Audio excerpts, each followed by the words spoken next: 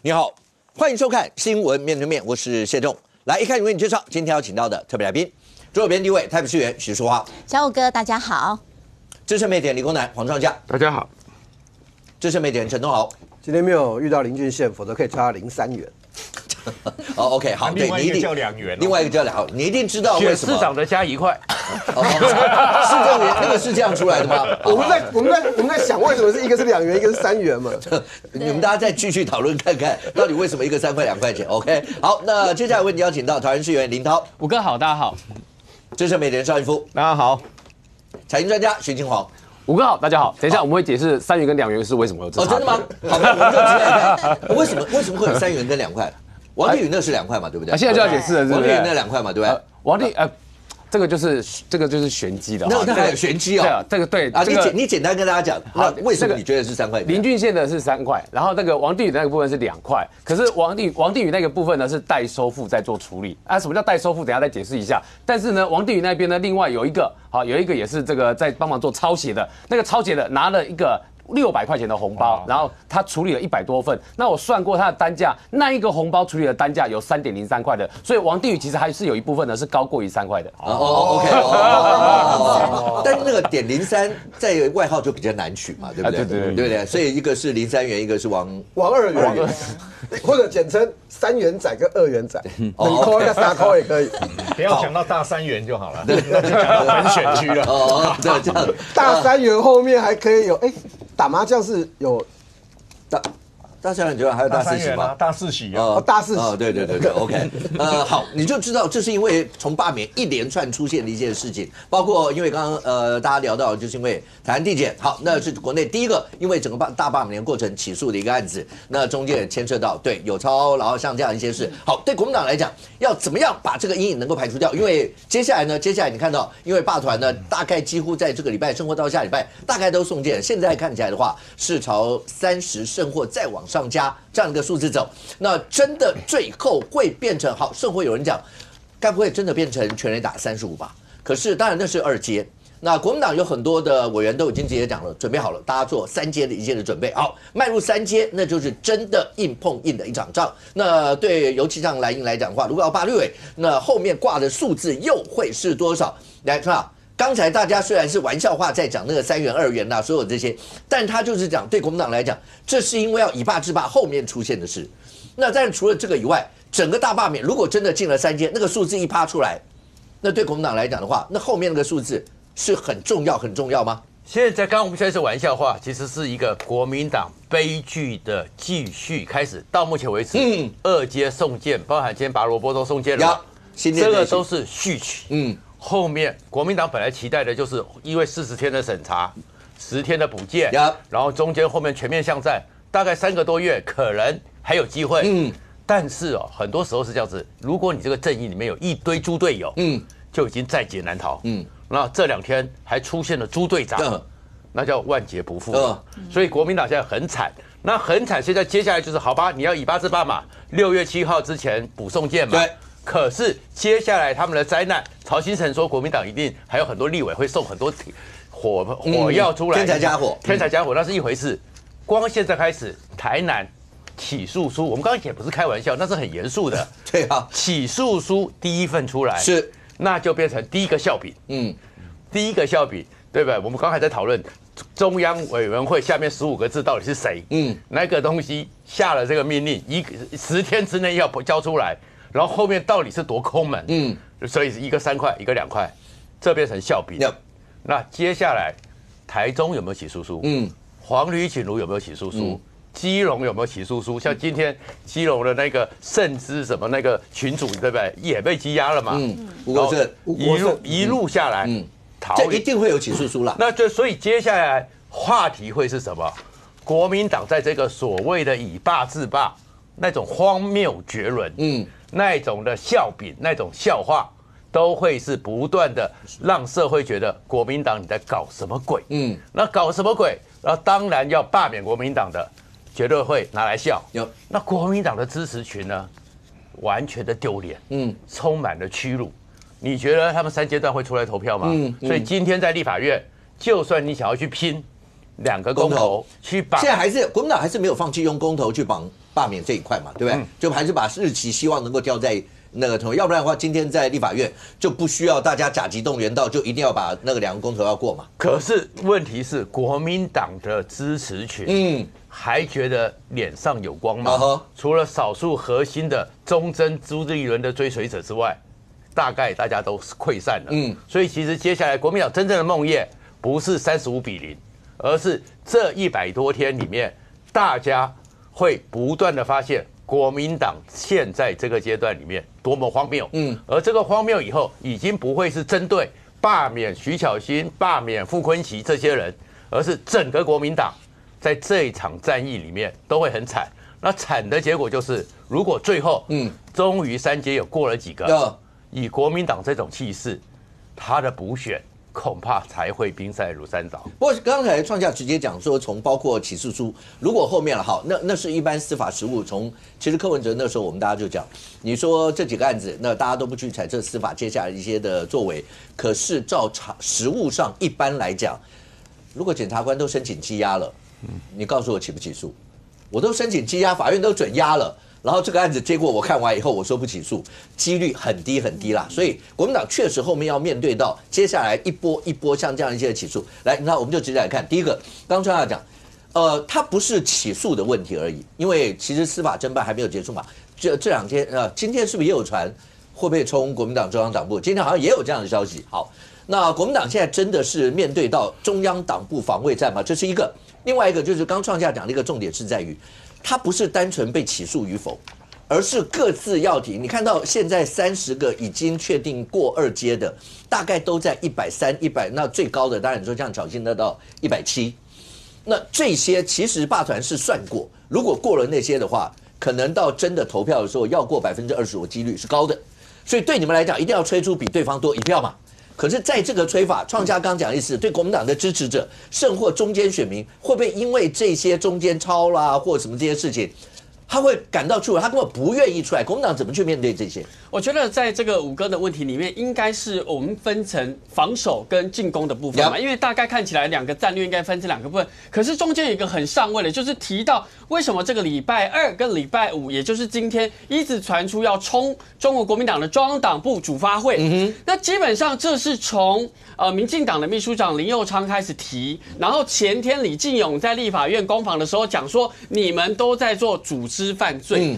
那这个组织犯罪，你去看一下我国的组织犯罪条例里面有哪一项是跟文书跟个资法有关的吗？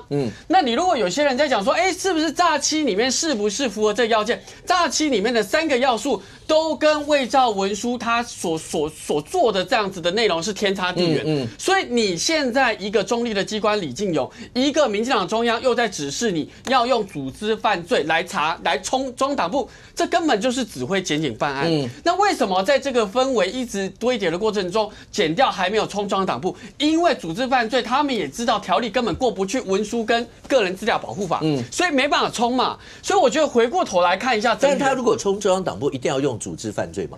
我的意思说，他如果就用不需要，对，因为他就用说有涉及到刚刚讲说那个中央党部主发会，因为你刚刚你都没有否认伪造文书。其实这件事情我必须讲，主要是个人资料保护法。因为过去你包括李进勇当时候在做这个法院的时候，指挥教唆书记官，对，教唆书记官伪造文书。后来是因为没有实际的利益，所以他是有这个形式，然后就做无罪的判决。可是重点是什么？李进勇当时也没有所谓被搜索、被羁押。从台湾的历史来看，文书的案件跟个人资料保护法通常用传唤的，然后来做一个判罪，用这种搜索跟羁押真的很少见。所以如果今天要冲中央党部的话，政治后坐力很大。OK， 如果你是用这种个人资料保护法，它的后坐力很大。可是讲回来策略哦，你自己去看现在从昨天的台南地检署的起诉书，跟接下来各地的起诉书，你都会发现，在今天的这个联合报的标题也有写到，所有2阶段的罢团不敢协助2阶段的联署，这个氛围、这个紧张度跟所有的公民，因为连基隆的一般的民众去联署都会被敲门的状况之下，你觉得现在罢绿委基本上就是用检调的说法要把你没收嘛？所以我觉得这2层哦，第一层是当时候宜兰在搜索宜兰市党部的时候。他竟然夹带的时候还把你第2阶联署的文件、领衔人文件拿走，最后一天要去中选会的带走，第一时间说我没有带走，就第2时间马上说他有并同带回，就自我打脸嘛。那第2个部分，你去看一下现在的台南集出，确实有营造一个寒蝉，所以我说真的，现在罢绿委的所有各地的这15个案件。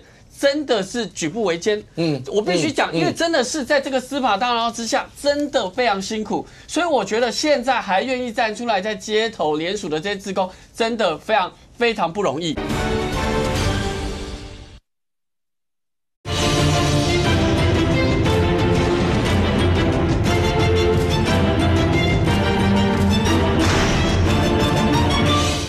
因为真的是在这个司法大牢之下，真的非常辛苦，所以我觉得现在还愿意站出来在街头联署的这些志工，真的非常不容易。第2个昨天在桃园，我们开始发起了全面启动反恶霸小组，这是万美玲嘛，万美玲委员，我们选区的委员，你看一下所有人站出来，现在就是要开始备战什么？全台的反锁战，因为大家听到很多人就说，哎呀，委员。我一定不希望你被罢免，我绝对不会出来投票。不行啊，不行！你不同意罢免，你要出来投下不同意罢免。所以我觉得这件事情是民众还没有认知到，再也还没有认知。所以接下来全国各地的防守战，怎么像武哥提到的第2个问题，就是说现在的民调看起来确实有5成多6成，人家觉得说，立法委员现在不同意罢免啊。可是如果加计会出来投票的，那个数据是在边缘哦，是非常危险的哦。当你的投票率没有撑到2%到3%，基本上是危险。OK， 创下刚才的问题是说，如果这个伪造文书的这个屈辱的阴影一直在，那能够吹得出你们支持？因为你刚刚讲那个投票率，重点在投票率啊，根本不是在那个支持跟赞成跟反对。所以林涛，你们会不会真的面临到刚刚讲说有听到？支持者会讲说，不是，那搞什么鬼啊？怎么会把一个以8之8搞成这个样？你们会不会要面临到像这样一些问题？我觉得支持者其实过去对于整体的战略，各自在这个基层，他有焦虑，他也有司法来自心中的阴影。可是一个重大的问题是，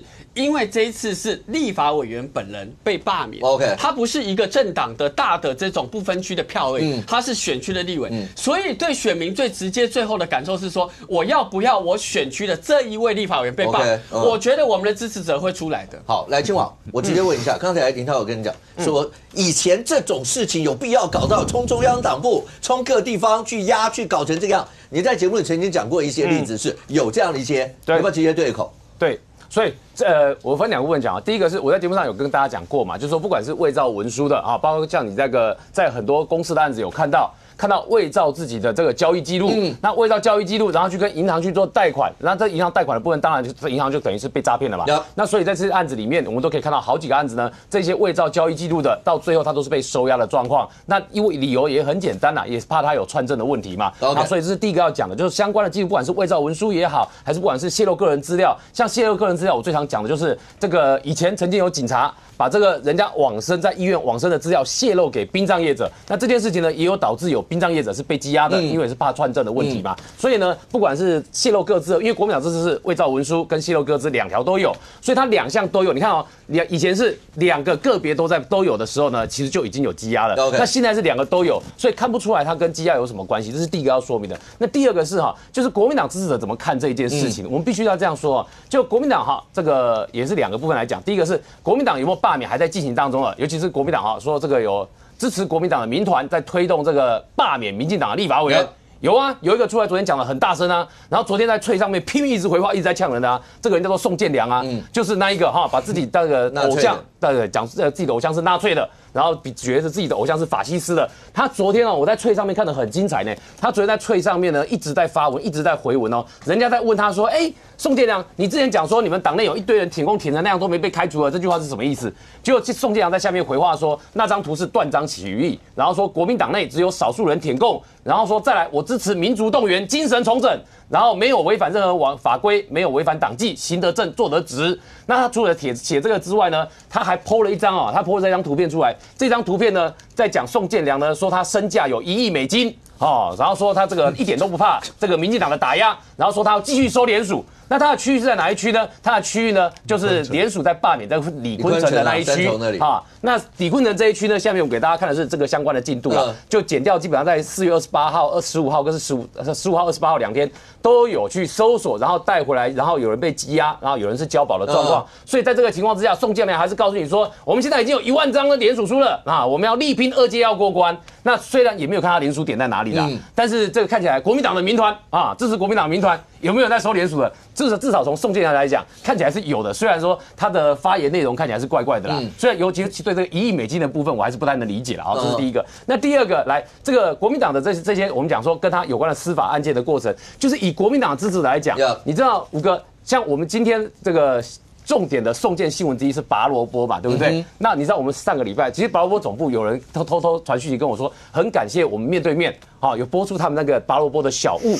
他说，那因为播出那个上次带来的那个萝卜的那个拔萝卜的小物，他说有很多人听了说，原来这个拔萝卜这边的志工呢，因为在焦虑的关系，焦虑这个选区的特殊性，所以在编织这个手做的萝卜啊。然后呢，他们听了之后呢，觉得很感动，那也觉得说替他们觉得很揪心这样子，所以有人呢特别因为这样子呢，跑去做联署的动作。所以他们也很谢谢本节目呢播出了这段小萝卜的那个过程。这个是公民团体的罢免啊。我们讲说是公民团体的罢免，就是一切都是大家自己自发啦。那个萝卜也是只送不卖啦，纯粹就是志工们的心意。可是你看在国民党这边看到什么状况？来，我们刚刚为什么要讲到这个3块跟2块呢？3块跟2块呢，就是在这个地方哈。这个罢免林俊宪委员跟罢免那个王定宇委员有什么差别？罢免林俊宪委员呢，就是我们在看起诉书里面看到，这个是标准的打破行情5个。我们自从在节目上谈到关于这个联署书啊，像之前是谈到郭董的选总统的联署书，那个谈的都是100、200起跳的，甚至谈到300、500的啦，没有谈到说只有几块钱的啦。第一次谈到说，你看这里面起诉书内容说的这个是有个林圈圈，这次这个国民党台南党部。被告的对象之一叫林圈圈啊，大家就记得林圈圈就好了。这个林圈圈呢，他的主要的工作是要罢免林俊宪委员，他负责600份在中西区。结果他找他2个朋友，这2个朋友呢，一个叫蔡红圈圈，一个叫方程圈圈。那这蔡红圈圈跟方程圈圈呢，就好朋友来帮你写联署书，但是好朋友也是要收点这个费用的。所以呢，好朋友帮你收费用呢，这个拿到党员名册，开始协助抄写伪造。结果呢，这个好朋友的方程圈圈说，1张我跟你收3块钱，这样子，1张3块钱。所以林俊宪委员的1张3块钱，03块就这样出来的，03块的部分。然后呢，他写了307份，另外一位蔡红圈圈呢，这个写的是72份。好了，那你知道有趣在哪里呢？这个是罢免林俊宪委员的部分，对不对？好，03块就是这么出现的。好，那请问一下，那王2块是怎么出现的呢？王2块出现的过程是这样子啊，这跟大家解释一下，这也是有故事的。这个转折故事在这里。这个呢，其中呢，这个等于说国民党台南市党部呢，负责王定宇委员罢免案的有1000份，1000份里面呢，这个分给3个人，其中1个人姓赖。那么这位赖某某呢，他接了500份的要这个分配的这个写王定宇的罢免联署书的案子。那500份很有趣哦，这个赖某某呢接了这个500份。他完成，他收件收到150份，收到150份，那你还有350份的这个扣打怎么办？问题来了，这时候很有趣哦。这个台南市党部的副主委呢，就要求他说，你就是用抄写的方式把它完成就好了嘛。这个赖某某不敢抄哦，你有没有听出关键点？这赖某某不敢抄哦，其他的人都很多人是大方的抄得很直接哦，赖某某不敢抄。结果赖某某不敢抄之后呢，好了。这个副主委呢，想办法帮你解决，结果联络上刚刚我们说的那个林圈圈，这个林圈圈被找上了之后呢，这位赖某某呢，就把他辖区的党员名册透过 LINE 传给这位林圈圈，结果林圈圈拿到这个案子了之后呢，来同样的模式这个他又找上他那2位朋友，就是我们刚刚有告诉大家的蔡红圈圈跟方程圈圈，这时候蔡红圈圈跟方程圈圈又被找上了。然后蔡红圈圈跟方红圈圈被找上之后呢，方程圈圈被找上之后呢，这位方程圈圈就是刚刚这个开价3块钱的那一位写林俊宪的要3块钱。那这时候呢，这个对于王定宇的部分，1张2块钱写150份，就是这样来的。所以就是1张2块钱写150份，就是这一段文字就出现了刚刚我们讲的这个王2块的这件事情，然后就出现了这个林俊宪跟王定宇中间的价差。所以这也是为什么一开始的时候我要帮王定宇做平反，因为前一份里面你是不是听到蔡红圈圈好像没有拿到钱，对不对？这一次蔡红圈圈在这里面拿到钱哦，他拿到一个600块的红包，然后呢，他负责198份，100块的198份600块的红包一个，换算下来呢，每一份啊，就每一张联署书呢是3.03块，那这个数字就比3块来得高了。所以呢，王定宇的部分其实也是有高于3块的联署书的，不是通通都只有2块钱的。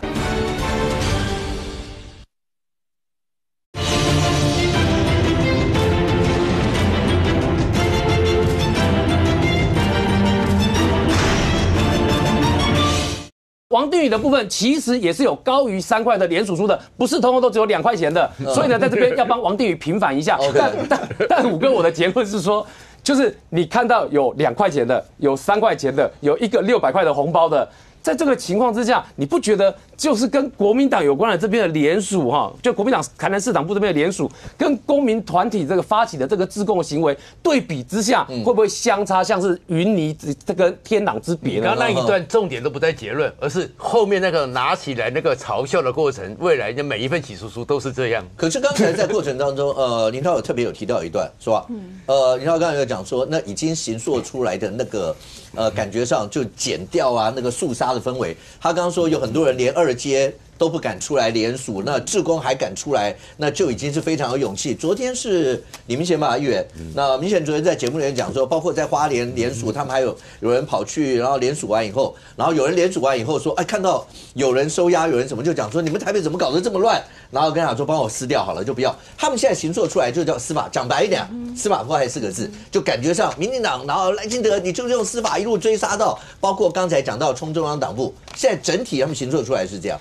我先澄清一下哦，其实林右昌并没有说要求说要去冲中央党部，林右昌只是讲说朱立伦哈，因为国民党这个伪造文书的事情哈，很多的党部都出现了，然后违法的情况层出不穷嘛，像刚刚台南的，昨天还有基隆的，那所以呢，他只有讲说哈，朱立伦不只该向全国人民道歉，更应该负起政治责任。OK， 他只讲到这里，他没有说要求要冲中央党部啊。我想这个部分先帮他澄清。另外呢，如果要是一开始就是像刚刚林涛讲的，大家现在开始去宣讲嘛，然后开始去各个点啊，去那边摆摊嘛，他们一开始这样做的话，就不会有伪造文书的问题啊。所以一开始这样做就不会有现在这样的状况啊。所以你们一开始不做，然后现在在做的时候，他又在讲说因为司法现在有司法破坏啊，政治破坏，我觉得这个有点本末倒置。另外呢，我还要再说明一下哦，本来哈所有的程序，包括伪造文书这些程序哦，都是应该会先去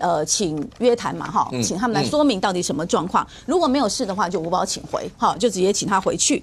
可是如果有事的话，当然就会有继续在羁押的原因。那羁押的原因通常就是串供或者是灭证嘛，这才有羁押嘛。所以我的意思是说，这个就是依照司法的程序在进行司法的调查。所以这个没有所谓说就只有对于这件事情有特别的用比较非程序的手段去处理。我想哈，这个我们就平心而论。所以我会请问一下，因为现在看起来是罢团送出来的，到今天是送刚讲新店就龙才委的这一区，然后对，就罢团说的拔萝卜啦这一区，所以现在看起来是超过30，是应该是到31吧，到今天可能是31。当初连你们自己有想过会是这种数字？其实我们像你们那一句小新的是数字是最高嘛，175嘛，对不对？但是还有600份还没有。对，还有3%是扣着没有送嘛，对不对？对，来不及造册。你们一开始包括这个数字，包括你自己在那巧新的这个地方，然后那个175胜过178，因为这是全国比例最高的嘛。你们一开始有想到会是这样？一开始我们没有想到会这样。那我是觉得就是说哈，其实就是我觉得所有的这个罢免他的分数冲得越高，其实就是个人的表现问题，就是个人这个人的样子哈、态度哈，跟他的处理的过程。所以这是徐小新的问题。我觉得是个人表现的问题哈，因为有些人并没有那么高啊，但有些人特别那么高啊，所以我觉得那个时候一开始在签联署的时候，其实他应该好好的去跟公民团体对话，而不是用抄水表。你知道吗？我们台北市包括那个罢团的联署的时候被抄水表，然后呢还有很多店家、年轻的咖啡馆，然后呢。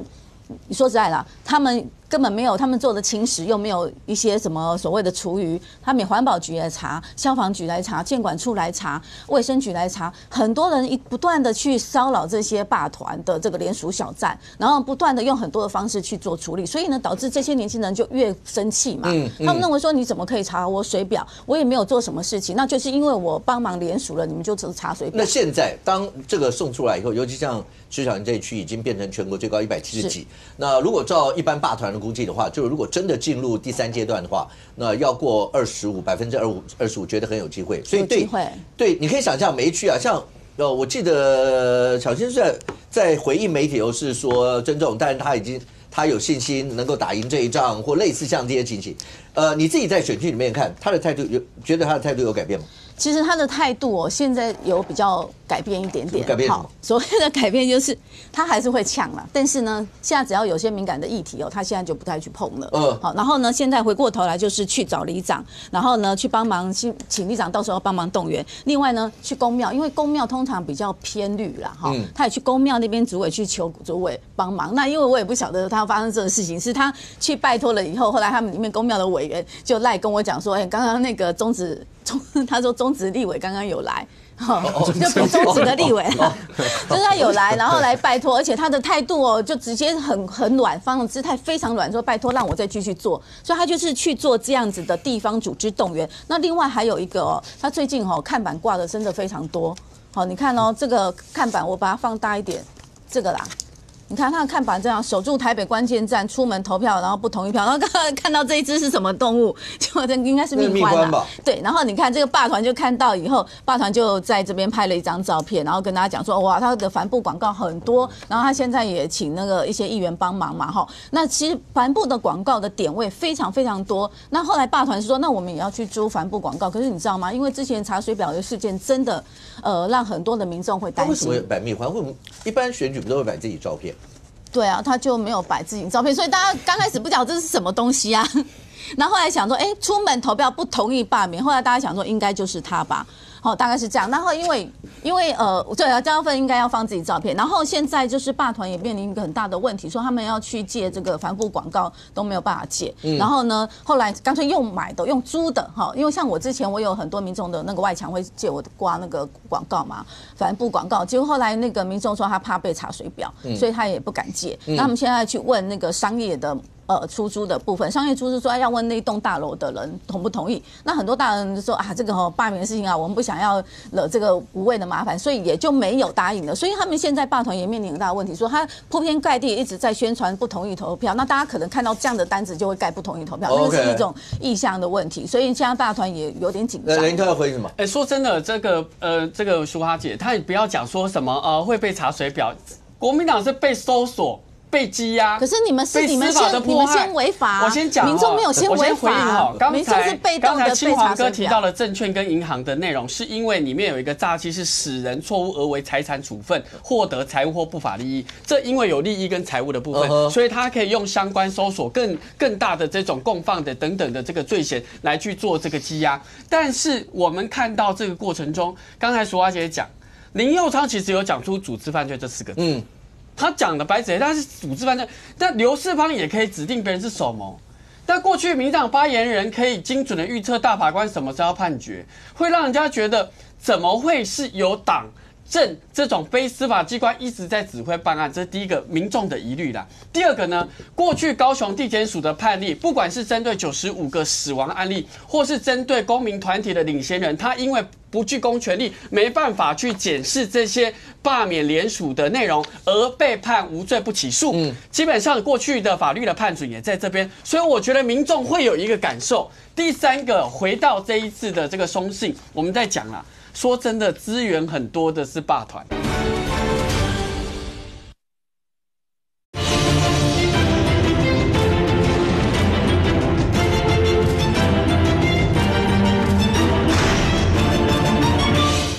基本上过去的法律的判准也在这边，所以我觉得民众会有一个感受。第三个，回到这一次的这个松信，我们在讲啦，说真的，资源很多的是霸团。那个宣讲的舞台，那一个志工的数量资源真的很多，我们只是这些委员被罢免。那很多的支持者帮忙借几个看板，然后上几个帆布，就说资源很多，那觉得我们都不要防守吗？也不是嘛。所以我觉得在过程中哦。不要觉得好像现在巧芯现在开始在做地方里长，他本来就是在做地方里长，没有因此而特别的改变。来说会什么？我跟你讲哦，如果他的地方里长跑得很勤的话，他现在也不用去拜托，因为这些里长一定会挺他。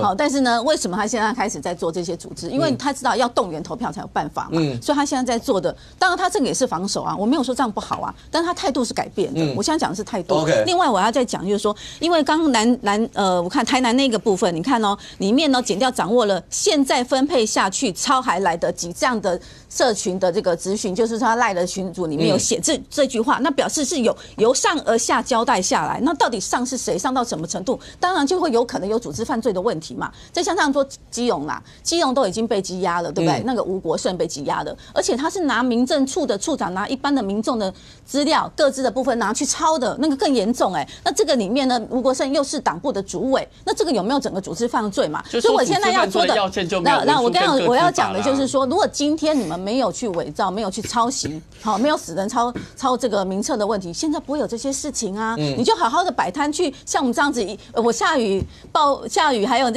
这些霸团下雨也是这样子啊，像大雨也是这样去摆摊啊。你们只要好好摆摊，不会有现在的问题嘛？那你现在又回说是我们的问题，我觉得这个有点本末倒置。如果刚才讲到这一段，来，东豪，你算司法老先杠的，来。这一段，你要怎么样跟林涛对这一块？因为林涛就刚才也告诉你说，碰到的所有这些，他们都觉得不公平，会是这样吗？他当然觉得不公平啊。但我这不是什么重罪，就要搜索我，羁押我。就先讲一下哈，那个所有票里面没有一条是引用自组织犯罪条例的。所有的搜索票、所有的传票里面没有一条是用组织犯罪条例。林右昌或者有些人讲组织犯罪。那是不精准的，不精准的，就是他的组织犯罪不是那个我们不是法律的组织犯罪的那个，那现在法律上是有点不恰当嘛。这个但是政治人物你随便去讲这个，或者对于个案，比如说内政部长对于个案做出太多的评论，要保守，连法务部长都不能直接对个案做评论。内政部长，你像在集会游行的时候，因为主管。负责移送是台北市警察局，就依法移送就好了。因为你太多政治语言会节外生枝。但是你说这个是不是一个很严肃到要这个让这个部长下台或什么的？然后就认为说就是没有林涛刚才是直接质疑说这就表示民进党把手伸进去，对，你们就把手伸进去了，也不用解释那么多了。因为台北市警察局到底听谁的？他有2个老板，好不好？而且检察官。那边还有一关，检察官要搜索，还要说服法官。讲了那么多，我只是在觉得今年2月的时候，在立法院在否决那个选罢法复议案的时候，我不晓得我们在干什么。我不晓得我们在干嘛。就我们花那么大力气，从去年，我记得选罢法修正案要出内政委员会那天，徐新营是主席，内政委员会主席。是不是王定宇啊，还是谁？好像都在委员会门口，被挡在那里，没有进去。然后国民党就表决完了嘛，加民众党的立委嘛，表决完就出委员会啦。我说我们花那么力气在谈这个事情，我们在干嘛？我好像神经病一样。我好像神经病一样我前面在讲笑林俊宪是03元。其实我在笑这件事情的同时，我是觉得很痛的。我觉得我们台湾民主政治一路走过来，怎么会搞到现在变成这个样子？我居然还要为了联署能不能冒名这个事情去谈它。然后呢，因为以前没有大规模的联署，这是第一次。然后要去讨论说，国民党的中央党部会不会被搜索？怎么会变成这个样子呢？以前在谈这种敏感地区的搜索是谈什么？你知道吗？吴哥，我上你节目的时候，我是谈扁案来的。我是谈陈水扁来的。陈水扁的时候，那个时候检察官他们考虑的是，因为陈水扁已经卸任总统了，然后后来又宣布这个退出民进党，所以那时候才没有搜索民进党。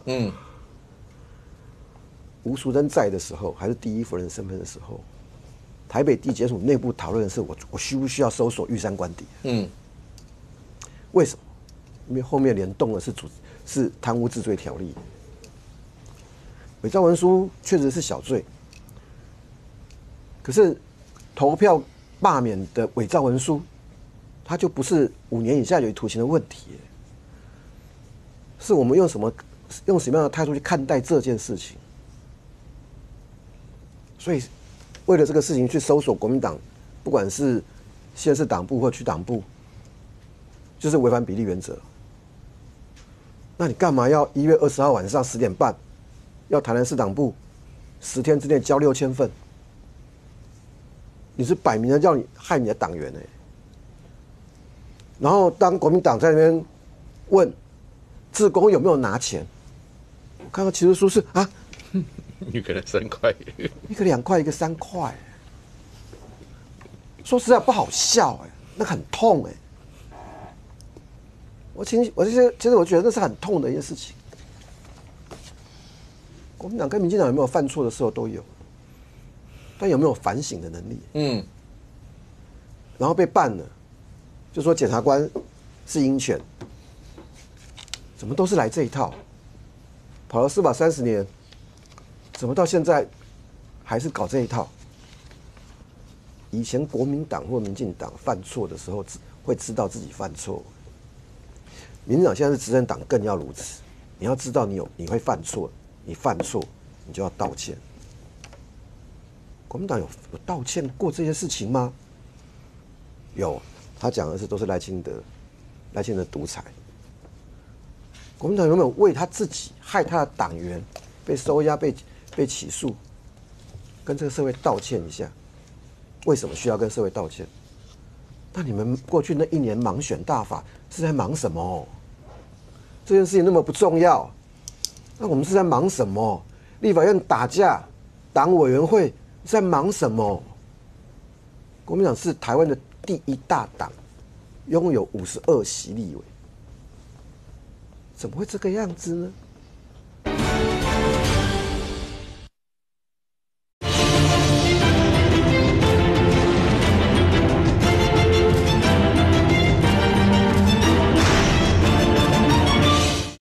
国民党是台湾的第1大党，拥有52席立委，怎么会这个样子呢？要讲什么？胡老师，来总结看这么多的政坛，这么多年看下来，第一个，你觉得国民党如果要止血，需要公开道歉吗？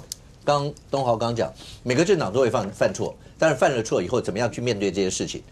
你觉得国民党需要由朱立伦出来针对这些事情公开道歉吗？另外，现在的战略，刚林涛有特别讲攻守之间，你听完林涛讲的攻守之间，你觉得你自己判断国民党未来的命运会是怎么样？我觉得第一件事情呢，就是说，之前一直在说司法迫害等等啊，但是台南的起诉书里面一出来，抄写3块钱、2块钱包红包下令，现在大家都急着在猜。国民党中央委员会某要角框15个，到底呢谁摆进去符合？你说帮你列一下，框在这里，框大家都在猜这15个到底是什么？对，我在想，检察官会不会故意多1个框或多2个框？有没有可能？通常不会，他如果故意的话，他是指对，通常不会。所以大家都在凑那15个字，把所有的 title 摆进去，15个字凑半天了。那当然，你最简单的一件事是。可以看到那里面很多人认罪，坦诚认罪，最起码缓起诉那些都是啦，37个，好，缓起诉37个抄嘛。那你今天这一个被缓起诉的都坦诚罪行，你今天一个地方党部里面的事情惹得这么大，你包括里面缓起诉的有党工，很多党工。被起诉呢，里面有党工，而且还包括王定宇的领衔人也被起诉。那个姓胡的嘛也被起诉等等。那今天司法迫害是在挑战这一份起诉书，还是挑战大家的认罪？如果你不挑战，你挡不出这么大的事情。中央党部一句话都不吭，一句话都不吭。当初我记得我讲过嘛，起诉书出来的时候，你国民党要怎么去面对这个起诉书？因为起诉书一定会把证据罗列嘛，你要怎么去面对这些事情嘛？如果你难道说你扮演的是法官要否决所有检察官的提出来的证据吗？如果你无法做到，那党部发生这种事不用道歉，真的都不用道歉吗？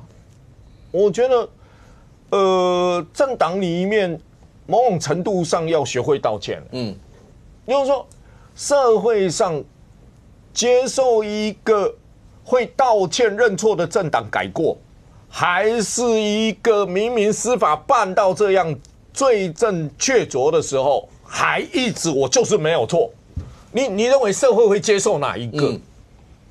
我觉得社会里面对一个政党的信任度要崩盘是可以一夕之间的。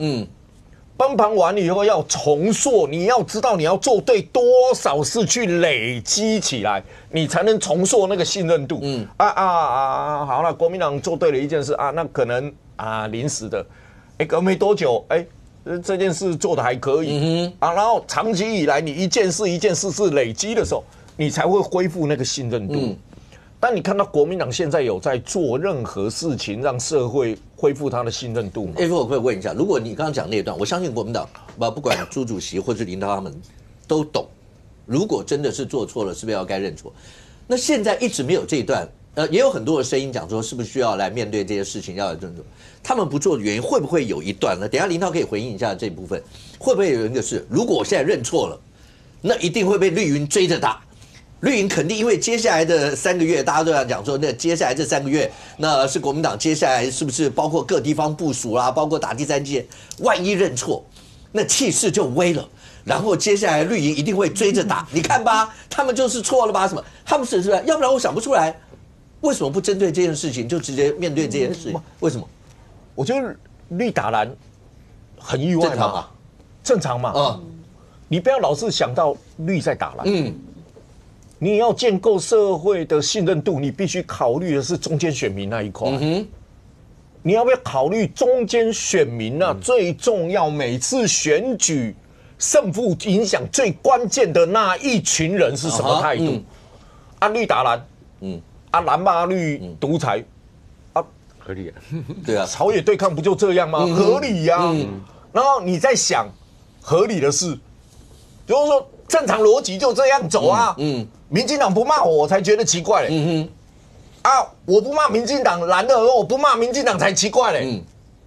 然后你就是在蓝跟绿里面在思考这件事的时候，我们政党里面的选民只有蓝跟绿吗？没有还有中间这一块。而且那两边极端的基本上不是多数。而且这两边极端的你也别想它会动。是吗？那你要考虑的是会变动的中间那一块。那中间那一块怎么去看待这件事？那不是有一份民调吗？死亡联署里面，国民党自己有60%认为这个不合理。民进党80几%认为不合理，连民众党都有7%多都认为不合理。难道你觉得很合理吗？其实这是一个你国民党自己要去思考的，你是选择跟绿在对抗，还是要争取中间选民那一块？如果你都一味着说我就是不能低头，我一定要跟绿对抗的时候，起诉书就告诉你，国民党你违法了，你地方党部违法了，抄可以发3块钱呢，抄一份3块钱呢，抄一份2块钱呢，你们是这样干的嘞。然后人家司法迫害，那要不要出来解释一下为什么发钱这件事呢？都认罪不认罪怎么会有缓起诉？那请问一下，你怎么去解释这一块？你都不用解释。司法迫害，司法迫害，你看以前都是罢免完以后再办，你这次为什么罢免前才办？作弊2个学生，一个被开除，一个被罚站5天就结束了。啊，你不是告诉大家，作弊，大家都有作弊的话，只不过我比较惨而已，我被开除而已。那我就不懂了。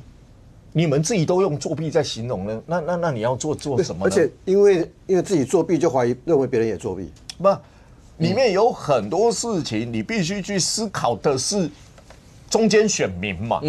民进党就算现在执政，就算在打国民党好了，他不用思考中间选民吗？他的选举他不用思考中间选民吗？要啊，那中间选民里面有很多，民进党里面因为执政，我可能用政策，我可能用这样。其实民进党骂死了国民党，是影响中间选民那一块吗？其实并不是并不是是大家看的是你这2个政党做了什么事，做了什么事，再决定我的态度。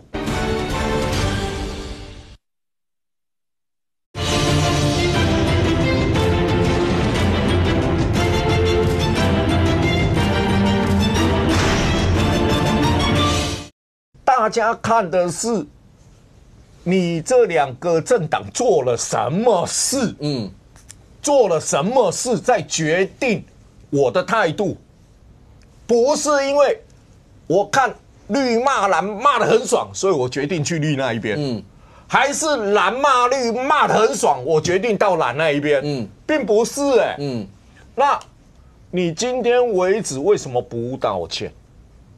你说前面都还检察官都还在侦查中，那这一个起诉书写得这么清楚，连1月20号晚上10点半左右，中央委员会哒15个空格来电，2月1号交。我就很纳闷了，为什么是1月20号呢？为什么是晚上10点半呢？你不觉得晚上10点半是一个很奇怪的时间吗？是一个非常奇怪的时间呢。就是说，大家不是正常到5、6点都下班了吗？然后突然接到一通电话，10点半，你2月1号要给我交2个，给我交3000份出来，等等。然后副主委隔一天马上要开会弄这3000份。OK， 那打电话这一个人应该分量不轻吧？应该分量不轻吧？义父给我补充一下，2月1号这个时间点是农历大月，我知道1月27号就放假了。1月27号就放假。难道你打电话是告诉说，比照罢团过年也给我出去摆摊吗？国民党会这样干吗？那一通电话逼人家10天拿3000份出来，那通电话到底谁打的？在电话里面到底讲了什么东西呢？而且巧了，我都觉得有时候你看那个很多东西的时候，你就觉得很纳闷呢。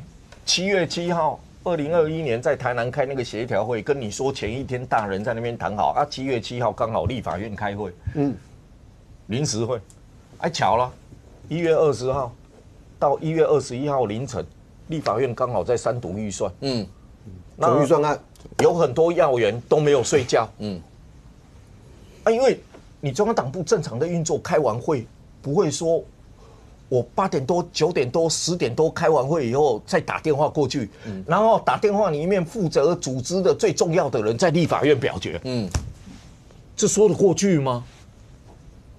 所以我就觉得很奇怪，每一次你看完新闻对照立法院，那涉及到立委或是涉及到中央某要员兼任不分区的时候，你比对时间的时候，你总觉得这时间怎么都让人这么纳闷。那你搞成这样，你真的都不用道歉吗？如果我再说一句，基隆张渊祥是帮国民党，还是帮民进党，还是帮谢国良？他认罪40万那他帮谁？他帮谁？他帮的是民进党吗？罢免民进党的议员。他帮的是民进党吗？还是帮的是国民党要去罢免民进党议员？罢团。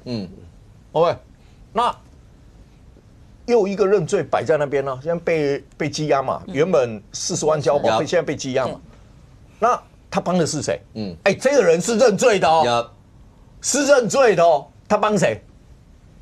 然后大家也国民党也装作没看到，然后前主委调回党中央，现在也被羁押，他谁的人？国民党应该心知肚明吧？所以你这么多事情发生，国民党中央都可以安静到用司法迫害一句话解释吗？林涛要不要接回？司法迫害不一定是党中央的这个讲话，因为我们要看一下民众或是中间选民或是一般的民众怎么看。所以有3件事情啊，第一个，起诉书不代表最后犯罪的结果，还要在法院上攻防。今天不是检调提出了所有的证据到法院，大家都一定会采纳。那这个文书跟这个相关的案件，其实还是要攻防的。高雄地检署的见解就不同，直接不起诉。所以我觉得在这个中间，在这个标准上还有攻防。第二个部分哦，中选会也不是说刚才大家想说啊，都是罢绿的，都是罢绿的作弊，都罢蓝了没作弊。中选会给高检署41件，41件。现在办罢绿的办了13件，办罢蓝2件。那我是觉得说没关系，都样态都是这样，就一起办，因为都是中选会认定了41件要送高检，就一定一次办。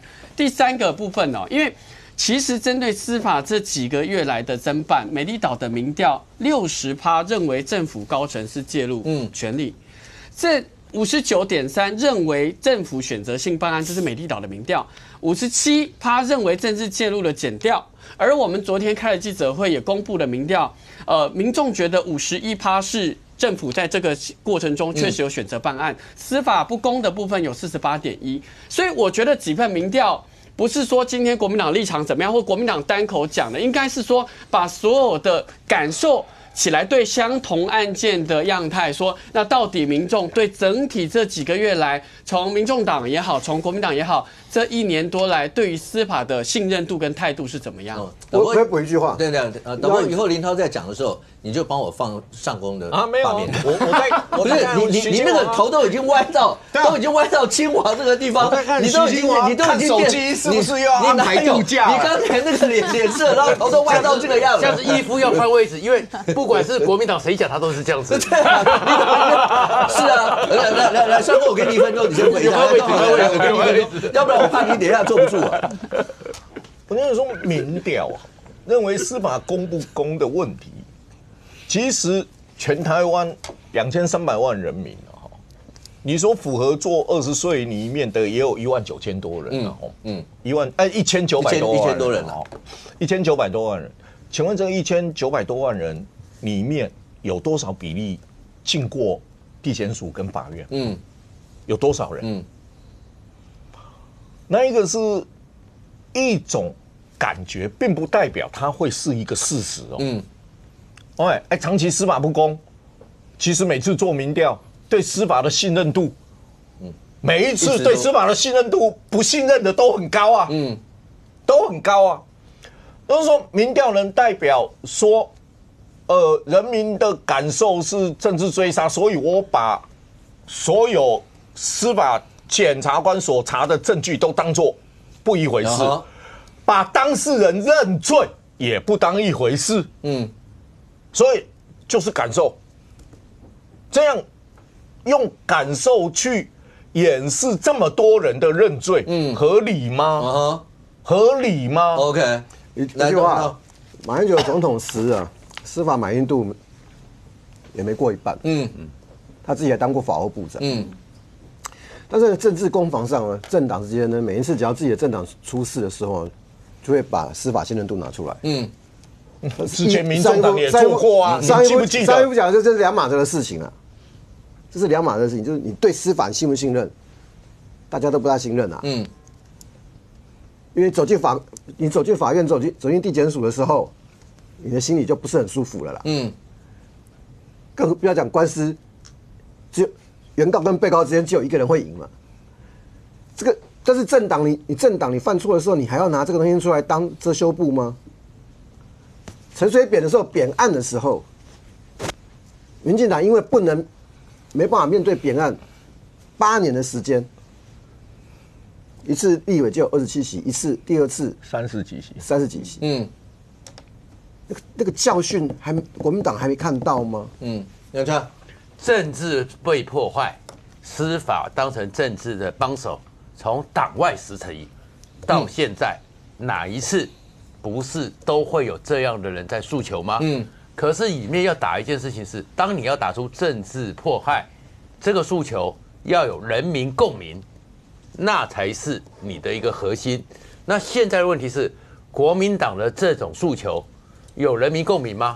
坦白讲，我确实认识了很多像我们走过这个年代，我们这种年纪的人。当然，大家都记得当年己有法的时候，检察官很多时候因为是做了一个我们觉得是非常民主先进的作为，受理而不处理嘛。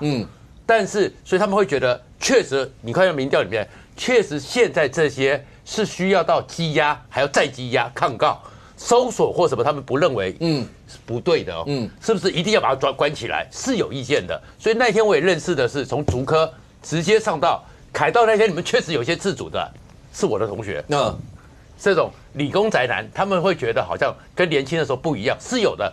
但是下一个问题，我前几天是跟机械所的师兄弟，都是机械系的，都是教授，这些理工人完全没有政治哦。大家都讲一句话，那个国民党在干嘛？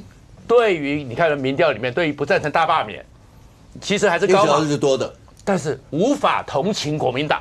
其实国民党到现在的问题就是没有抓到问题是无法同情国民党，无法认为说要帮国民党讲话，因为国民党不是笨，是蠢，他们用的是这个字眼哦。国民党蠢到爆，然后坏就算了，坏而蠢，然后这种事情会做到了这么的糟糕，然后不断的在推脱。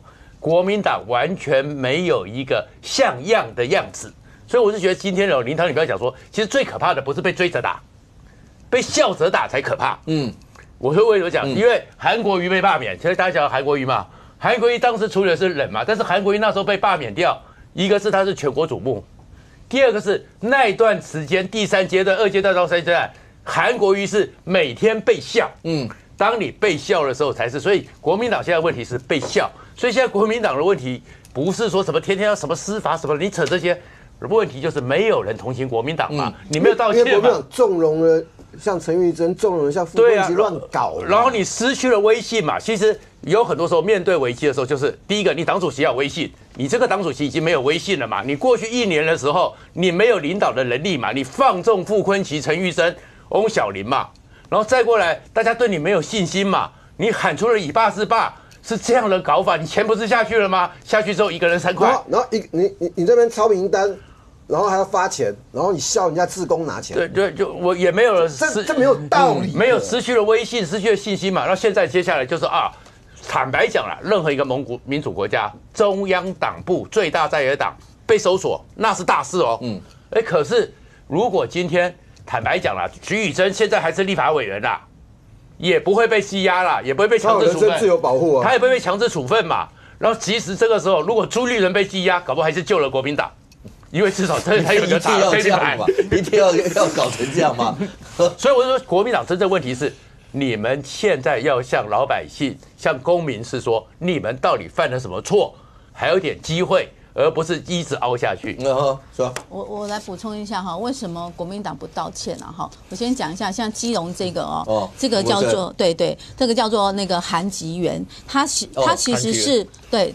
对，他其实是交保的嘛？对，他被交保还是副书记长？对，他是副书记长。副书记长他是转为污点证人被交保，被那个10万元交保。后来呢，结果呢，党部的主委吴国胜就被羁押了哈，所以他已经有讲出一些问题了。那请问一下，死亡联署是假的吗？如果死亡联署的是假的话，伪造文书就不会成立啦。如果是真的有人连的话，当然就不会成立啦。可是就是没有啊，所以呢，伪造文书才成立嘛，就是这个是一个事实嘛，这是法治上的它是个事实。我只是觉得很奇怪，国民党要做这个死亡联署的时候，为什么他们没有法治概念，然后叫一大堆人做这些事情，然后导致有这么多人？其实我觉得我也帮这些党工讲，我觉得他们也很可怜呐。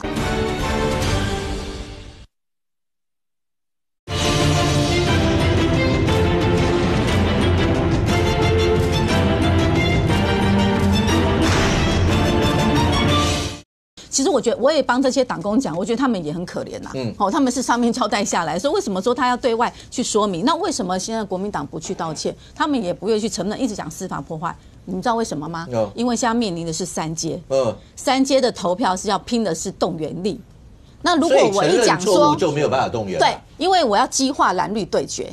比如像台北市的话，台北市现在蓝大于绿的盘的话，因为被罢的这几个都蓝盘大于绿盘嘛。如果我激化他们出来投票，那我就不会被罢掉嘛。那如果今天讲说我道歉了，说我不对了，那就不会激化他们出来投票啦。你这段话要不要直接对着上公讲？没有，因为上公觉得他们应该要出来道歉。我也觉得是为了要激化这。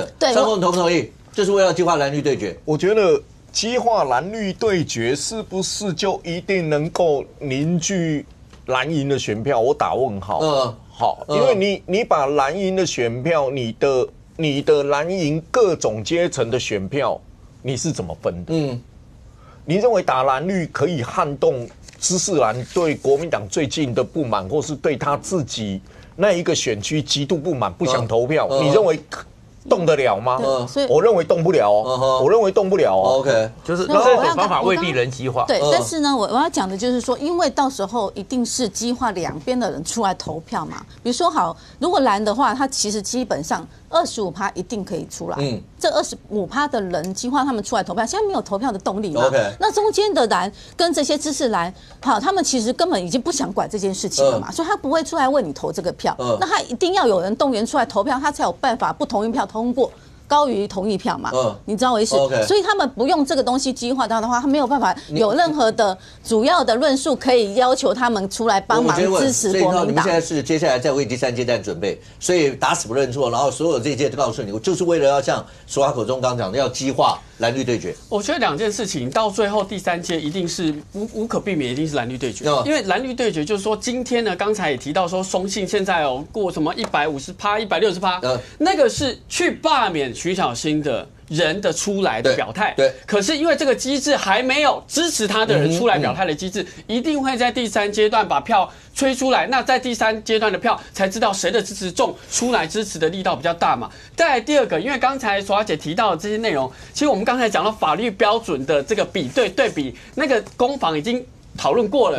我只回一个，就是说，其实刚才提到的这些司法的内容的标题，就是问项的标题是说赖清德总统这1年对党内外反对者的司法的内容，而有这个多的比例，所以它是有很明确的指定特定的这些期间，而不是长期的。所以我觉得说到底，如果今天台湾的民主政治在选了立法委员的1年内是要发动大罢免的，那绝对没办法避免在第3阶段又是一个蓝绿的大对垒。因为我刚一开始有请教过楚华，就讲说你们一开始有想过会是没有30、31，我先确认一下，到今天为止应该是31区吧，31区的立委，你们也没想过是这样 ？OK， 没有。好，那如果你们也没想过这样，创下简单告诉我，你一开始的时候觉得2阶会过到31吗？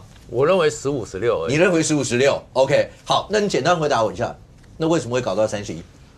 基本上呢，其实这里面有2个情况，第一个是确实那一批从太阳花到青鸟，他们其实有一种长期10年以来 ，OK， 无法改变社会，突然发现他们可以，然后在这个过程中，因为他们的一个这个意志里面。他们发现我们可以一起做一件事 ，OK， 所以这是一个动力。那第2个动力是国民党不断的送武器给他们，然后第3个是当他们觉得我真的能够做一件事情的时候，整个再往前推。当然后面民进党是有帮助，可是他们能够跨区或什么，他们是把它当成一个新形态的社会运动在做。但是国民党在玩的是老宫廷的把戏，这一对垒之下。然后就变成一股气氛。然后国民党呢，其实中间的过程中，如果国民党认点错，或国民党开始有走一点正确的路，不会变成一路推上去。都好，你有想过会变成31吗？从来没有想过。你本来预估多少？我上一次是30，上个礼拜的时候，上礼拜你那个氛围已经到了。一开始我根本不认为，除了叶元之以外，我元之那时候就拿来办开玩笑，因为对啊，因为元之是靠对手犯错而当选的哈。一开始我根本不认为会有大罢免。那你简单一样回，为什么会搞到31？甚或好，那等一下后面我们再讲。你们觉得到最后我这样讲，为什么？因为傅崐萁。哦哈，就是因为傅崐萁。国民党，你知道一个能够拿52席，比执政党还多一席的一席立委的政党，它一定有社会基础。嗯哼。可是1年之内，你看傅昆萁搞了多少事情，我都不用解释。嗯。你会信任傅昆萁吗？然后傅昆萁居然又连任总召。嗯。当傅昆萁连任总召的时候，国民党就注定是这样子的一个状况啊，因为傅昆萁再加上陈玉珍，再加上翁小玲。他不断在给国民党制造负面形象，而且累积的这个负能量啊。所以国民党所有当傅昆萁是总召的时候，你知道吗？其他的51个国民党的立委是没有名字的，只有一个傅昆萁一字。嗯，连国民党中央对傅昆萁都纵容。所以你这个等于是要回应洪为所讲的，我们35有这么差吗？因为所有的国民党连党主席都不重要，因为只有一个共同的名字，就叫傅昆萁。来，千黄一样，你一开始的时候，你觉得那罢蓝会过几区？我一开始，我这样讲好了，就2个月前，我跟一个朋友打赌。那我跟我那个朋友在打赌的时候呢，他跟我赌，他觉得这个大罢免呢，因为35个席，35个区嘛，那他觉得说一定不会超过20个区。那我跟他说一定会上20个区。那当时我认为一定会有20个区，他认为不会有20个区。那到现在看起来有30个区，所以他说他很甘愿请我吃饭，因为我们就赌一顿饭局这样。OK。那现在看起来应该是我。那你觉得为什么会一路攀到31？好，那为什么2个月前啊？因为现在是5月的时间嘛，所以2个月前大概3月多的时候，那个时候为什么我判断他会过的原因，是因为我看到了几件事情。第一个，其实1月的时候我就已经看到说，因为3预算的关系呢，还有那个3预算之后的国民党的回应方式呢，激出很多人的反弹。OK， 而且激出的是很多本来不那么关心政治人他的反弹。说比如说像影视圈的那时候集合在一起要拍片的，像到现在为止，我们已经看了10几部 MV 的那些拍片的导演，这些导演就是当时被激出来的呢。然后第二个是我们看到在过年的时候呢，3月为什么敢打这个赌，是因为2月在过年的期间，我发现这个过年期间他们在联署的这动作实在是有够快，一群人就已经开始过年期间他们已经在摆摊，而且很多是标榜，就是说过年期间他们都继续在收件，所以光是这个动力就很强。那第3个是我看到的事情，刚好也是5个，刚好也是我记得在过年前的时候我们在节目上讲的，后面看的就是国民党自己的立委怎么样的这个加柴火进来，所以我给大家看哦，这里面呢你就可以看到在罢免过程里面，这些都是不断一直在发生的事情，这些都是一直不断的激化，就是说让很多选民觉得说罢免的正当性会不会越看越高啊？你看，像这是罢免徐巧芯的部分，一开始他面对罢免态度是你罢免我1个，我罢免你5个，你罢我5个，我罢你10个，这是他一开始的态度。然后在过程中呢，你看各种的用语哦，什么，然后还有一个我们已经不能让节目上面看了，已经直接把它码起来了。然后下面呢还有什么插你有种出来讲。这些都不太像是一个松信这边的选民，他们是不是他们心目中认为的立委真的应该是这样吗？所以这些东西当然让很多呢，他变成是罢免的一个反面的吹票的这个动力啦。那另外是在王宏威这边，你也可以看到，一开始呢，他面对罢免态度呢，你看到去年青鸟的时候，其实带起的罢免跟现在的罢免能量是完全不一样的。所以你看王宏威一开始面对这个一阶的时候，他的讲话方式是说，我们没有在怕罢免的嘛。后来2阶达到安全门槛，他也说那也没什么了不起的啊。然后后来就现在最新的是该来的总是要来，所以你可以看到这个他的态度是不一样的。那你看像罗廷伟也是去年的时候，这个我说实话，台中人对于这个台中市对于立委的要求啊，真的不太接受立委有太多肢体的动作啦。然后呢，你看罗廷伟当时呢，这个主打的好爸爸。结果在国会里面呢，看起来好像这个好爸爸在国会里面肢体动作实在是太多了点，所以这些都是反向啊。你在这个告诉大家说，这个罢免呢，你就是在加柴火的动作。然后最后我讲一下，这整个罢免的过程里面，你有没有注意到一件事情？就是为什么我们要去谈公民团体跟国民党在做罢免两边最大的差别是，公民团体在做的时候呢，第一你会发现他们的投入程度真的很高，有好几个人哈，我这样告诉各位哈，一开始我看到他们是大家利用下班时间轮流排班来收摊，到后面他们真的很怕罢免过不去，对国家影响很大。我认识的这个罢团的志工里面，至少有2位是辞去自己正职的工作。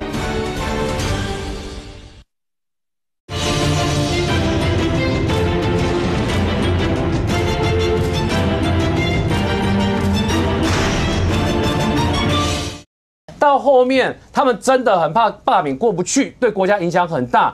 我认识的这个罢团的志工里面，至少有2位是辞去自己正职的工作，然后呢投入到这个罢免里面去。你如果5个你觉得很夸张，我告诉你一个更夸张的，本来有一个在欧洲工作的，我现在讲的是另外一个案例哦，在欧洲工作，然后呢，就等于说在欧洲那边跟公司请假，然后回到台湾来，然后支援罢免的工作，而且他是去花莲看苗栗。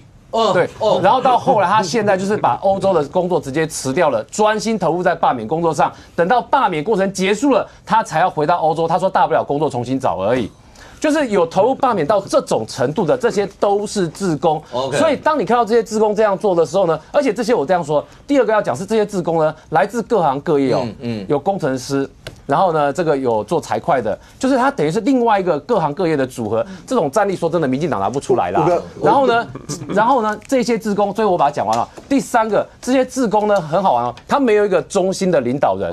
就大家在各自的区域里面，各自都可以继续领导，或者是各自去面对自己的这个志工去合作。可是厉害在这边。他们在自己的选区哦，像比如说像王宏威那一区跟徐小新这一区，看到已经过了安全门槛，其实是往上冲多高差别的时候，他们可以毅然决然的我们就先不收件了，我们把我们自己的人力2/3都派出去支援桃园、支援其他的艰困的区域，主动去做这种调度。所以你看哦，这种主动做调度的行为呢，它让本来比如说可能只有大概15席、20席的这样的状况，往上就直接一路冲到上看30席。那这要补什么？一句话，国民党这1年来。有没有做什么让人家会感动的事情？罢免如果只是蓝绿的各自动员，我跟你讲，国民党不用怕了。靠蓝的盘，靠绿的盘要罢免对方都，除非是7比3的地方啦，否则不可能啦。能不能感动的？这1年来做了什么事情可以让人家感动？有没有？OK， 来上空。请抛下面子，大声的说，当初一开始你觉得没有？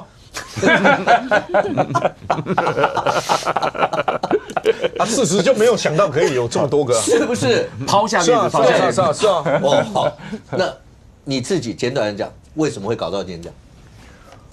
我觉得一件事情就是说，当然刚才讲的总召啦、王宏威啦、徐小新这些仇恨值，以及最近又爆发像是那个傅昆萁的事情，我常说花莲的，它是一个会事件里面会扩散的它已经不是说这个事件就是花莲的，它会扩散，所以一旦扩散，让大家就觉得我讨厌的人，结果你今天回到立法院。依然是总召，依然是王宏威坐在那边，依然在开记者会，依然有什么？它会有一个刺激效应。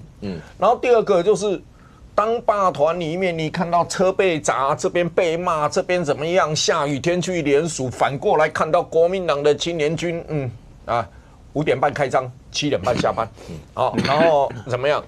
然后1小时300块，然后你就看到一个对比。一个对比的时候，你会发现大家看到罢团会越来越觉得他们真的很努力，他们真的很感动。然后你又看到的很多妈妈，其实妈妈出来是最让人觉得感动，是我们常说一句话嘛，为母则刚嘛。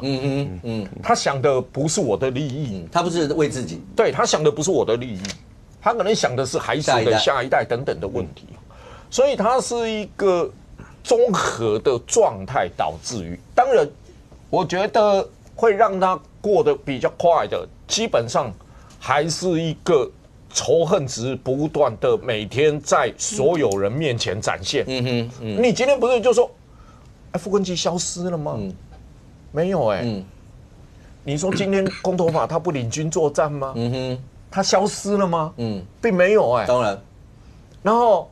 仇恨值如此之高，还没消失，还在领导国民党团在那边弄议案，弄什么？你说大家联署会慢吗 ？OK， 那林涛，我不知道你方便回答吗？你们自己内部当初一开始的时候有想过今天会是这样？我们不讲3阶到底会过多少，因为现在是2阶嘛。那你们那时候有评估这样吗？你们自己有内部大家检讨说，为什么今天会过这么多区，这才能够有助于你们未来到底该怎么防嘛？那你们那时候有评估过会是这样吗？五哥，我觉得我一并回应，就是说刚才有一些好朋友提到，就是说其实有一些青鸟是从太阳花4这个时代来的，因为我是属于那个时代的，所以基本上青鸟是不是从太阳花来，我是打一个问号。那过去10年，从2016年到2025年，其实这9年也是民进党执政嘛。所以你如果对社会现况不满的话，要改变社会，那基本上你应该是要改变民进党。第二个呢，就是说，其实你与其说国民党这一年，其实国民党这些立法委员刚上任这一年，本来在立法院就是要检验预算，就是要去过一些民生法案。那可是现在看起来，怎么会去检验国民党？现在执政党是民进党，应该是说赖总统这一年做了什么政绩，让大家感受深的，其实是打一个问号。那国民党其实因为现在是在野党，就是以立法院的战争，以立法院的这个检验预算为主嘛。我觉得这2个层次要先厘清。那再来，我觉得第3个就是说，那现在有没有预想到会到这样的结果？我是觉得其实现在全部的状态都是超乎预期的。因为超乎预期就是各自蓝绿的仇恨值超乎预期。各自的这个我们讲到的司法的大刀也超乎预期。我说真的，这先说是不是有没有这个样态是一回事，但是不是超乎预期都是超乎预期的。第3，会让包括校园里面激化到这种过去在讲到的政治不要进入校园，国民党以前也被人家讲说政治不要进入校园，这种激化到现在连大学教授，清华大学的中文系要求学生要拍大罢免的宣传片，而且占学习成绩的30%。老师在学校的课业里面是1/3的是你要去拍片，要拍大罢免的片。这在过去国民党早就被骂死了，骂到烂掉。现在是这个大家学术自由啦。好，第2个，逢甲大学课堂上宣称花莲还差1000分要赶快联署。我是觉得，如果过去国民党是这样进入校园是被攻击的，现在如果社会激化到如此的对立，如此的仇恨，这是大家想要的吗？因为其实包括刚刚讲清大，尤其像是不是有老师要学生连用成绩的这些，在场有赞成的吗？应该没有吧？因为这件事情我看到，不管蓝的绿的或媒体上面，不管立场或者什么，我看到的几乎都是觉得不应该在校园里面做这样的一件事情。我看到媒体上的一些氛围是这样，所以显然大家还是会有一个共同的一个想法，最起码那个底线大概会在什么样一些地方。可是现在整个罢免走到这样，刚才大家已经讲超出预期或者什么这些，可是一路到这样，所以我直接问，因为国民党毕竟在4都。是就6都里面，国民党4都，那首长都是国民党。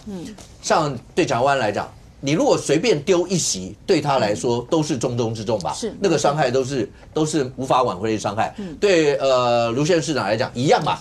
所以显然他们一定像譬如罗廷伟已经喊出来，就是什么卢秀燕是他师父，那罢了帮罗廷伟就是帮卢秀燕，罢了罗廷伟就用这样一些模式。那你会怎么样评估像这样一些口号，在未来会发酵吗？我觉得一定会，而且到时候因为激化的还是在3阶投票的部分，当然。所以呢，为什么蒋万安这个时候，你看3阶台北市的其实都是超标，不是只有达标，而且一般来讲，台北我每次讲，台北大家本来都说天龙国，对，蓝盘一定是比人家大，所以这次。尤其台北是让大家最跌破眼镜的地方吧？对，没错。所以呢，为什么蒋万安还在讲说，我还是会支持这个5席一定要力保下来，是因为这个对他于2026市长的选举一定有很大的影响。如果连蓝盘的区域他都崩盘的情况之下，那这样子蒋万安怎么选？而且我告诉大家，蒋万安是在台北市历任的市长，他得票率是最低的，因为那时候查卡都嘛，然后黄珊珊的票还拿到25%的选票。所以呢，他其实是拿到得票率最低的。如果这一次，这5席的立委被罢掉2个或3个的话，对他冲击非常大，所以他一定会请全力去支持这几位蓝营的立委。那我要跟大家讲，我们最近不是母亲节嘛？对啊。好，那母亲节我们在跑母亲节的活动，你知道吗？这个爸爸带着小朋友，我说妈咪呢，因为我要送他花，就他说妈咪去当志工罢团志工了。他说，因为他妈妈说，国家的未来比较重要，没关系，那小朋友先交给你吧，先交给那个爸爸，所以爸爸就带他去。所以我后来最近在校园里面都看到爸爸在带小朋友。所以刚刚上公讲的是对的，其实很多女生对于这个未来，台湾未来是有很多的忧心。那我要提到就是说，其实呢，如果是民进党执政这么多年没有错，包括后来现在又连任了哈，那又是赖清德来执政了，我觉得民进党是可以被检讨的。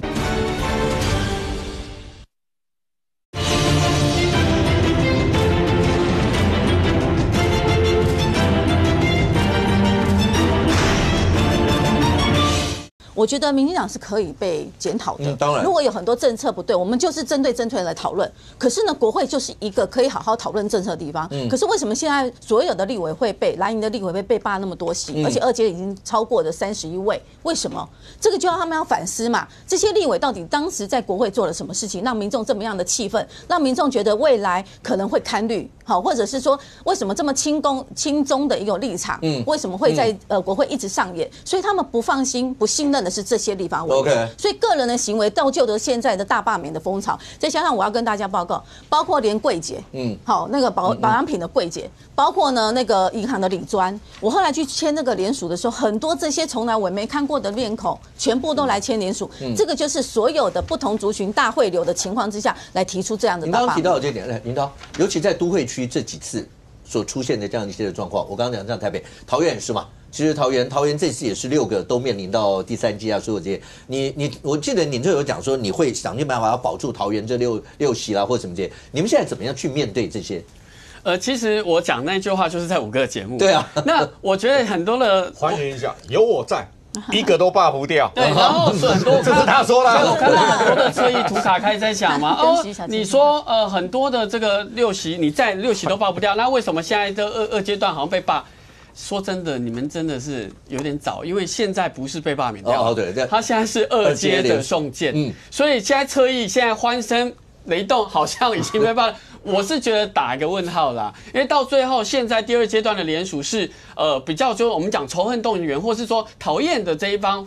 恶霸的这一方会出来表态嘛？那可是支持这方还没有这个机制来做这个表态，所以我觉得这些侧翼真的到第3阶段的投票出来之后再来说。那我个人，因为我们刚才看到嘛，就是反恶霸行动已经开始了，而这个反恶霸行动也让我们反思。我也去看到很多的资料，说真的，你看像我们桃园区的委员，他总共争取了500多亿在桃园的建设。那请问过去你告诉我，他才上任1年的民主政治不是4年检验一次？他这1年有做到什么？你过去来讲说，基隆的罢免案如果过了，那个如果谢国良不被罢免，那个共军会从基隆登陆，现在登陆了吗？那你在讲说，哇，这些亲中这个跟共合在一起的立委。共谍在府院党，民进党府院党也没查，所以我觉得这些类比会别人尴尬。为什么？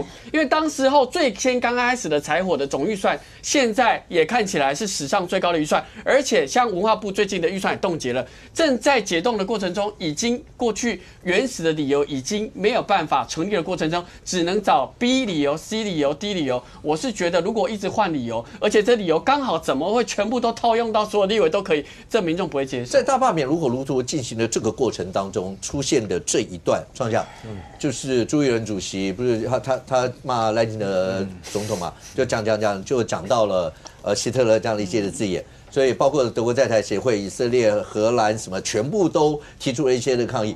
这件事情，你觉得未来的影响是什么？基本上呢，坦白讲，应该让国民党比较安心的，因为我的朋友是以前苹果的总编辑，我们昨天用了 AI 去测了一下，各个办事处。严厉的也转发德国代表处的那个，但是德国的、欧洲的、法国的、英国的媒体没有报道，也没有评论，因为朱立伦不是个咖，不值得评论，所以可是这件事情，所以我们倒也不用担心说什么外交受损，因为他们连评论都不能评论，懒得评论，因为这个是常识 （common sense）。那 common sense 里面呢，德国代表处特别用了这个门，对。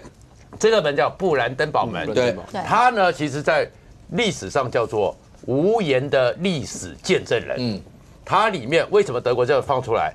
因为它是一个独裁侵略被崩解的一个最后的象征。当年的时候，柏林围墙围起来，从布兰登堡门开始，推倒柏林围墙铁幕那一天，也是从大量的人从东德里面跨过布林登堡。然后走下去，而向南走就是6月17大道，就是犹太人受难纪念碑，所以它在全世界这里面意义很强。然后这个门，当年普鲁士帝国兴起的时候，上面这个圣女女神是他们打败拿破仑入侵巴黎的时候搬回来的，然后也是德国和那个也是一个，所以这个门的意义太多，那就是最重要的核心。为什么德国告诉你就是侵略、威胁人权？在历史上都要被扫掉。所以朱立伦讲这种话都是不对的。作为台湾是个民主国家，去批评一下，对于赖清德，对于司法认为他有意见，可不可以？你要说是反民主，说他是独裁是专政，可不可以？可以啊。可是你国民党的问题就在于说，你讲的一些话，你不是讲说现在没有表达出来机制，是没有支持国民党的动机嘛？你要骂是独裁，你可以骂共产党啊，你可以骂习近平啊，你可以讲蒋中正啊，但是大家就想说朱立伦不敢，朱立伦不敢，国民党不敢，所以其实今天这个效应里面。我会讲的说，其实接下来的投票不是针对哪一个立委。如果国民党现在还是针对是哪个立委，现在如果当你破了30，二阶段出乎意料，因为一阶容易过，我们都知道。当然1%。二阶到现在是这样一个情况之下，现在是反国民党，而这反国民党是说干脆打掉。其实朱立伦今天这次的一个是他的问题在于失格，而这个格的话是。一样的，我还是讲说，台湾当然可以批评赖清德，你对赖清德认为说他的太专断也可以，但是骂骂蒋介石嘛，骂骂习近平嘛。当你朱立伦不敢的时候，没有人同情国民党。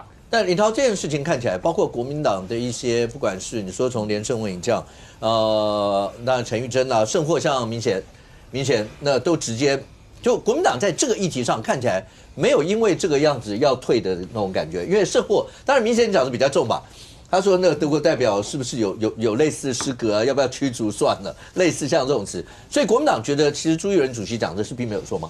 这个5个刚才创华哥提到就是说啊，大家不在乎，所以这个大家也没有回应。其实不是 nobody， 不是也不是这样子哈。因为其实民进党昨天其实都很多则新闻，就是说你看你的言论影响到很多的欧盟跟外交体系都已经发文了，一下说他 nobody， 一下说他很重要，所以大家发文。我觉得第一个检验点哈。第二个呢，德国内部近期我们看到很多资料，我就举一个例子就好。德国北莱茵的西法利亚的总理，这位伍斯特，他基本上在讲 CDU 在2023年的时候，直接指称 AFD 是纳粹党，这在德国里面的德国媒体全部引用，也没有说谴责，因为这是在这个德国里面自己发生。然后呢，我们也找到加拿大、英国、法国，甚至日本。2017年，日本副首相那时候的麻生，他也直接指称这个纳粹，没有一个驻该国的代表处出来指称。而美国从副总统级的所有的政治人物在引用纳粹跟希特勒的时候，德国驻美国代表处也没有任何发声。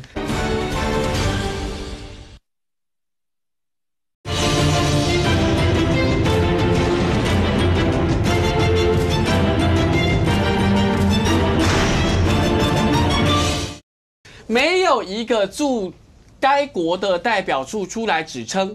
而美国从副总统级的所有的政治人物在引用纳粹跟希特勒的时候，德国驻美国代表处也没有任何发声。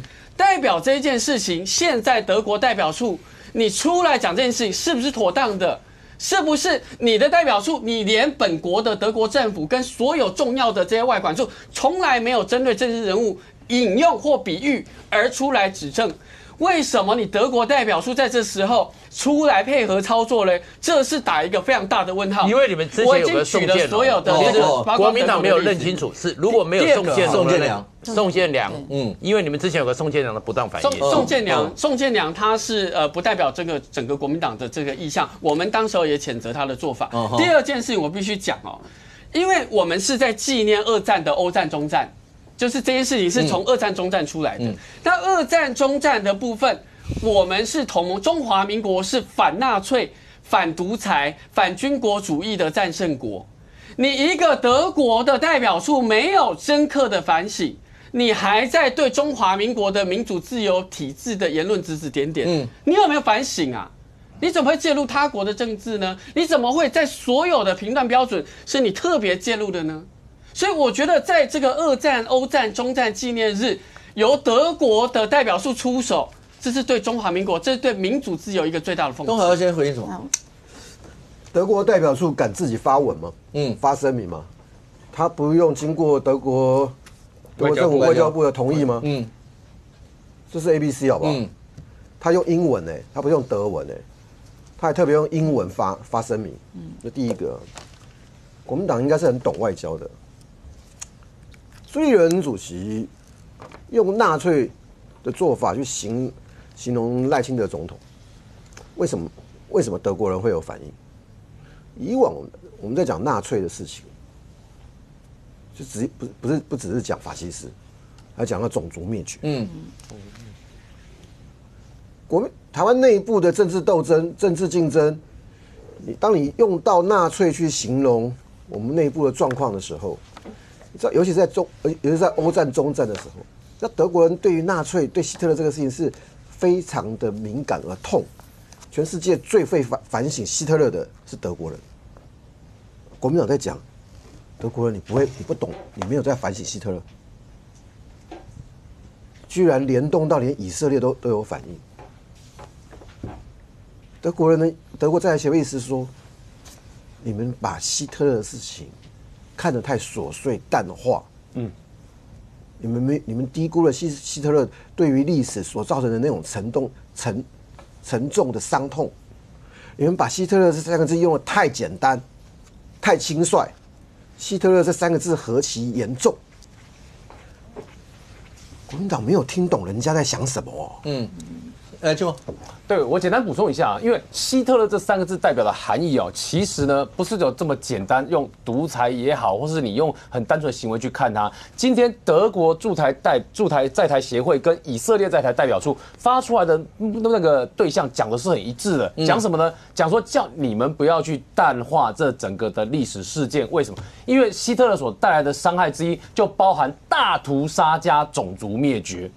大屠杀加种族灭绝，觉得日耳曼民族具有优越性，然后日耳曼民族以外的这个种族呢，看起来都是可以灭绝的，所以去屠杀犹太人。所以大屠杀加种族灭绝，这后面是何等的沉重。所以你去看，这个就是为什么德国在台协会所发表的文章里面，他讲的其实很重要的2件事情是：第一个，台湾的各项机构不应该跟纳粹政权所使用的恐怖工具种族灭绝跟大屠杀你来相提并论。第二个，他们拒绝任何形式的轻描淡写，因为那一段历史是很沉重的。所以这也是为什么德国在台协会这一段的内容呢，很快的被法国引用，被这个比利时引用，被欧洲经贸办事处给引用，大家都引用，因为对欧洲来讲，那是他们共同的回忆嘛。那另外是你如果觉得只有德国讲话，那就错了，因为以色列也说话，以色列讲话的内容其实跟德国很相像。你注意看以色列讲话的内容呢，第一个，他说对纳粹政权的暴行跟当前的台湾政治情势做不当比较的言论感到失望与忧心，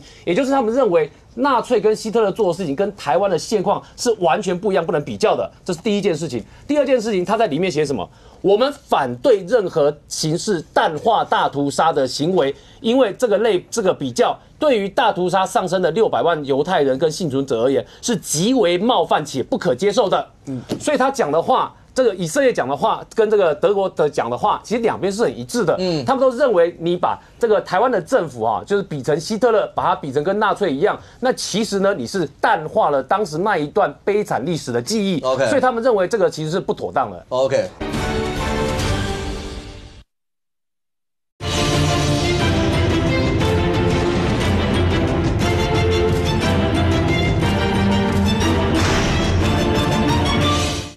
跟这个德国的讲的话，其实2边是很一致的。他们都认为你把这个台湾的政府就是比成希特勒，把它比成跟纳粹一样，那其实呢，你是淡化了当时那一段悲惨历史的记忆。所以他们认为这个其实是不妥当的。OK， 来说。最后我再补充一下，其实这个就是在人家的伤口上撒盐，而且这个是一个很沉重的撒盐，让很多的台湾的人民看到也看不下去。坦白讲啦，其实这跟内政有什么关系？之前呢，我们去拜访美国的时候，美国人权委员会的秘书长跟我们在 meeting 的时候，我跟他讲，中国对于人权有没有进一步的一个处理？他们说有稍微进一步啦，那进一步就是说签一个联合公约啦，好做给大家看。但是呢，我说那实际上你告诉我他们现在的人权的概念是怎样？他说，我只要给我的人民有饭吃有钱赚，这个就叫人权。那我说然后呢？他说叫他们不要干涉他的内政。好，中国说叫那个人权委员会不要干涉他的内政，这个说法不是跟朱立伦讲的说法很像了吗？我就觉得朱立伦的说法为什么跟中国的好像都同一个套路？再来，我要跟大家补充一下，刚刚我们在议场质询，蒋万安自己都说朱立伦讲这样言论非常不妥。